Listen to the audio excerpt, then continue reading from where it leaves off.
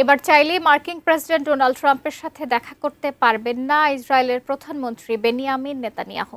কারণ যুক্তরাষ্ট্রে পা রাখলেই গ্রেপ্তার হবেন তিনি। এমন হুঁশিয়ারি দিয়েছে মার্কিন ডেমোক্রেটিক দলের নিউ ইয়র্কে মেয়র প্রার্থী জোহরান মামদানি। তার এমন চাঞ্চল্যকর মন্তব্যকে ঘিরে শুরু হয়েছে বিশ্ব রাজনৈতিক মহলে শোরগোল। এ নিয়ে বিস্তারিত জানাচ্ছেন জান্নাতুন নাহার জেরি। গাজায় যুদ্ধ বিধ্বস্ত শিশুদের আর্তনাদ যেন সাগর পেরিয়ে পৌঁছে গেছে নিউ ইয়র্কের আকাশে। সেই বেদনার প্রতিধ্বনি হয়ে শহরে জন্ম নিয়েছে এক নজিরবিহীন রাজনৈতিক আলোড়ন। এর কেন্দ্রবিন্দুতে আছেন তরুণ প্রগতিশীল রাজনীতিক জোহরান মামদানি, যিনি মেয়র প্রার্থী হয়ে বিশ্বজুড়ে দৃষ্টি কাটছেন তার সাহসী ঘোষণায়। তিনি বলেছেন, ইসরায়েলের প্রধানমন্ত্রী বেনিয়ামিন নেতানিয়াহু যদি নিউ ইয়র্কে পা রাখেন তবে তাকে গ্রেপ্তারের আদেশ দেবেন তিনি। এমন স্পষ্ট ও কঠিন হুমকি মার্কিন রাজনীতিতে বিরল।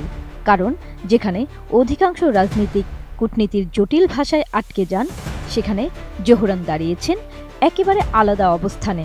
নিউ ইয়র্ক টাইমসের এক সাক্ষাৎকারে মামদানি উক্ত গ্রেপ্তারের ঘোষণা দেন। নোভা এলইডি টিভি, ঝকঝকে ছবি, নিখুঁত শব্দ, 5 বছরের ওয়ারেন্টি। নোভা মানে সঠিক মান, নিশ্চিত সেবা। নিউ ইয়র্কের রাজনীতি সবসময় প্রভাবশালী ইহুদি ভোটারদের উপস্থিতিতে সংবেদনশীল। তবু জোহরান নির্দ্বিধায় বলেছেন, শহরের আইনকে আন্তর্জাতিক ন্যায় বিচারের সঙ্গে সংহতি প্রকাশ করতে হবে। তার মতে, গাজার রক্তক্ষয়ী বাস্তবতায় চোখ বন্ধ রাখা মানে মানবতার সঙ্গে বিশ্বাসঘাতকতা।